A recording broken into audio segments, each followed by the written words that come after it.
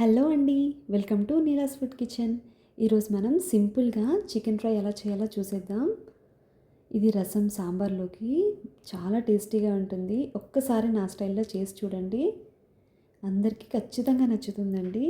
So late చేయకుండా recipe ఎలా చేయాలో చూసేద్దామా. ముందుగా ప్యాన్లో 2 టేబుల్ స్పూన్లు ఆయిల్ వేసి వేడి చేసుకోండి.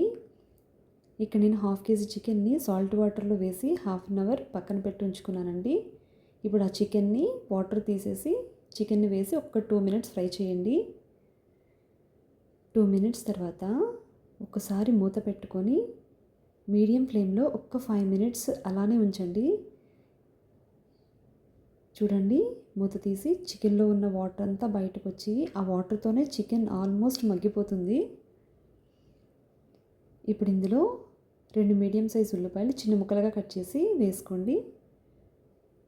ఒక్కసారి కలుపుకొని ఈ వాటర్తోనే ఉల్లిపాయ మొత్తం మగ్గిపోతుందండి, చికెన్లో నుంచి వచ్చిన వాటర్తోనే. ఇప్పుడు ఒక్కసారి మూత పెట్టుకొని 3 నిమిషాలు మీడియం ఫ్లేమ్లోనే మగ్గించుకోండి. చూడండి, మన ఉల్లిపాయ పూర్తిగా వాటర్తో పాటు చక్కగా ఉడికిపోయింది. ఇప్పుడు ఇందులో 1 టేబుల్ స్పూన్ అల్లం వెల్లుల్లి పేస్ట్, అలాగే 1 టీ స్పూన్ ఉప్పు, 1 పావు టీ స్పూన్ పసుపు వేసి ఒకసారి కలుపుకోండి. అలాగే 1 టీ స్పూన్ కారం వేసుకోండి.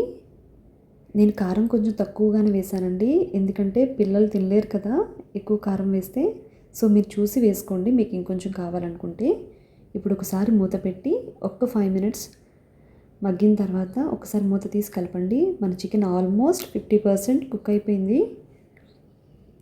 ఇప్పుడు ఇందులో 1/2 టీ స్పూన్ గరం మసాలా అండి. ఇందులో ఓన్లీ చెక్క, లవంగాలు, యాలకులు వేసి దంచి వేసాను.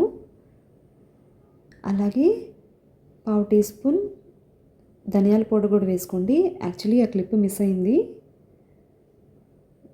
ఇలా ఫ్రై అయిన తర్వాత ఇంకొక 2 మినిట్స్ సిమ్లో పెట్టి ఫ్రై చేసుకోండి. ఇప్పుడు చూడండి, మన చికెన్ చాలా వరకు ఫ్రై అయిపోయింది. ఇప్పుడు ఇందులోనే ఒక 6-7 పచ్చిమిర్చి సన్నగా చీలికల్లా కట్ చేసి వేసుకోండి. అలాగే 2 రెబ్బల కరివేపాకు, పిడికెడంత జీడిపప్పు కూడా వేసుకోండి, రుచి చాలా బాగుంటుంది.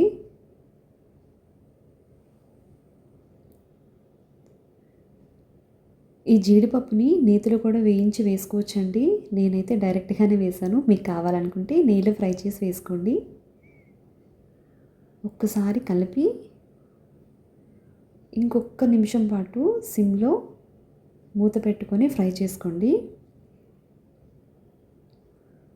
ఇప్పుడు చూడండి, మన చికెన్ ఫ్రై అయితే రెడీ అయిపోయింది. ఇప్పుడు ఇందులోని సన్నగా కట్ చేసిన కొత్తిమీర కొంచెం వేసి ఒకసారి కలపండి. రెడీ అయిపోయింది మన చికెన్ ఫ్రై. ఈ వీడియో కనుక మీకు నచ్చినట్లయితే ప్లీజ్ లైక్ అండ్ సబ్స్క్రైబ్ అండి. సబ్స్క్రైబ్ చేయడం మర్చిపోకండి.